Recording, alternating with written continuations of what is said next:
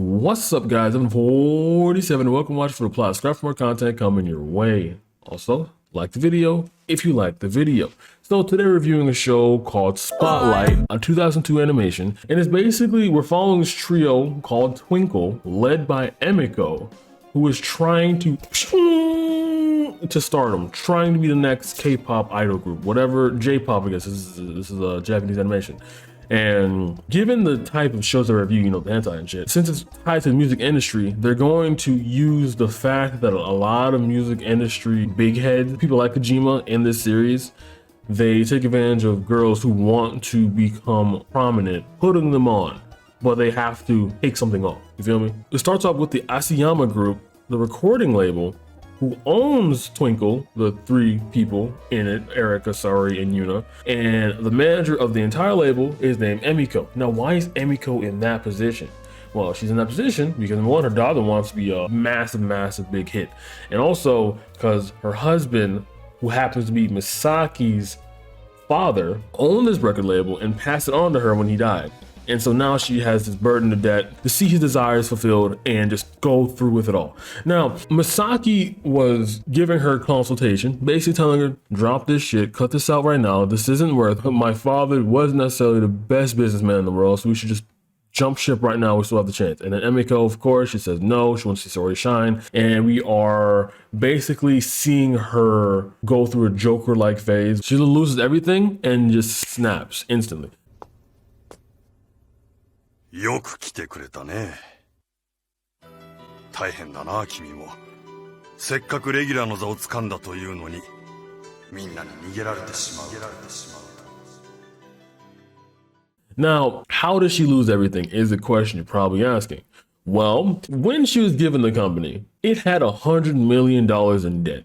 She didn't know it had $100 million in debt when she inherited it. I don't know how she didn't know, but she didn't know. Okay.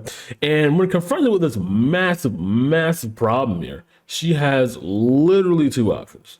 Either A, take it to the face and just be bankrupt for the rest of your life, or B, hit up Kojima, one of the most successful businessmen in the music industry for that time, and ask him to relieve your debt by putting on Saori's group for prominence. Now she does that. She goes have sex with this old ass man for, you know, a second chance. And what he says in return is like, hey, this is good and all, but like, if you want me to actually like help you and shit, I'm gonna need your daughter. And when she says, yes, obviously, because like $100 million in debt, obviously, fuck. Misaki's like, yo, hold up. You can't do that, bro. I love her. Yeah, he loves his stepsister, is also stepsister related. And he gets pissed off because Misaki's whole thing is that he's trying to punish anyone who looks at Saori the wrong way. If you talk about Saori, you're getting what's coming to you, essentially. It kind of shows how desperate she is. Like, I get her cause is just and all, but is it really worth, number one, sacrificing your daughter's sanity to get violated by some old ass record label so you don't go in debt to put her on to become a pop star because it's her dream? Like, it's such circular logic. Like, I was reading this one book, it's called like The Butcher's Daughter, and essentially it's like it was a parent-daughter duo in the 60s, and the whole thing was like the mother was like, yeah, I just want you to fulfill your dreams, and then the daughter's like, if you wanted me to fulfill my dreams, then why did you make me quit singing to get married? And then the mother's like, oh, no, I wanted you to fulfill your dreams of being a housewife. That's why. It's just like it's like you're rewriting history to get what you want, to think that's what they want, to justify your actions. It's like, I want to call Emiko a supervillain because of this explicit action here, but she gets like basically what she deserves at the end anyways. Like, it almost kind of bounces out like if she's a supervillain or not. She almost seems like she's a desperate widow trying to fulfill her daughter's dreams. It's just a vessel for people's dreams going in and out of, essentially. That's what she is.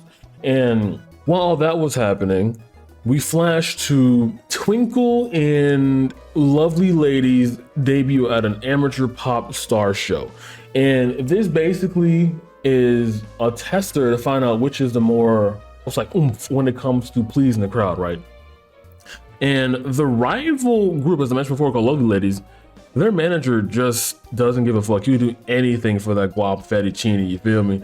And it's at the point where he sabotaged one of the lights to fall on top of one of the Twinkle group members, Nagi, you feel me? Like, they're out of it. Now, of course, how was this allowed to happen?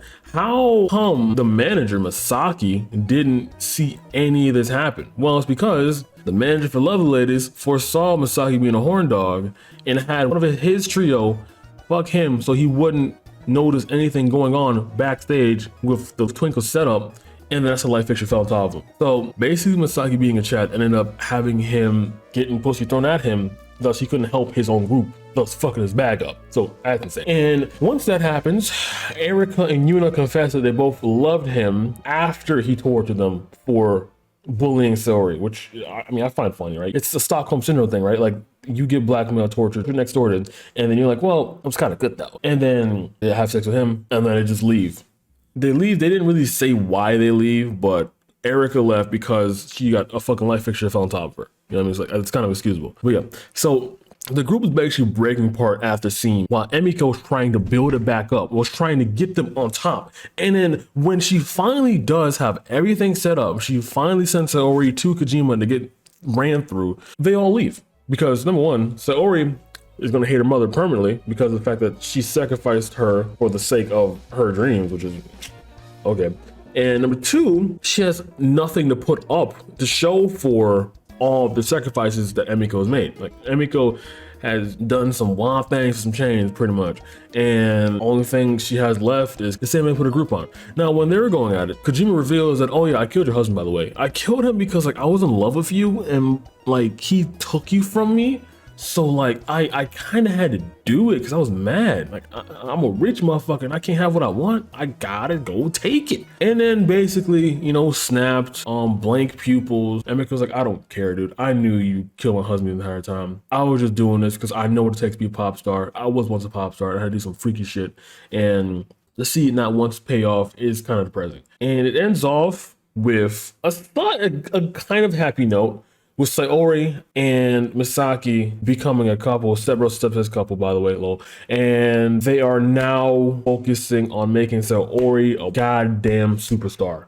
And that's the end of the series, you know? You got Emiko getting fucked over, which is Ayo. You got the rest of the trio of Twinkle not being forced to fuck anyone anymore, because if they got higher in the ranks, then the more people they have to fuck, essentially.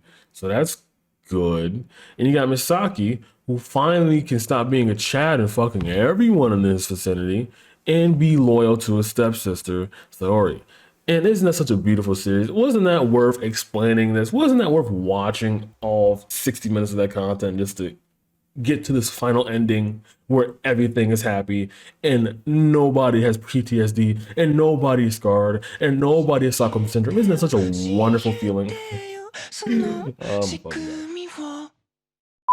Yeah, it was a pretty good watch. It's kind of hard to like, there's so many like moving pieces in this 2-episode series. It's kind of hard to like try to break down anything in this shit, but it was kind of fun. I noticed like a lot of older shows tend to have that sort of je ne sais quoi to them, where the plot is kind of a plot for once and it's more enjoyable to watch. Because like, while mind you, the newer shit does get me views, as you can obviously tell, you can look at my channel. The older shit with the plot, I enjoy watching that shit. I mean, I enjoy talking about it too. It's like, yeah, so like I might hit that up more often. I don't know. It depends. Cause like the way I find shit is just completely random. So I can't really like give you exactly what I want there.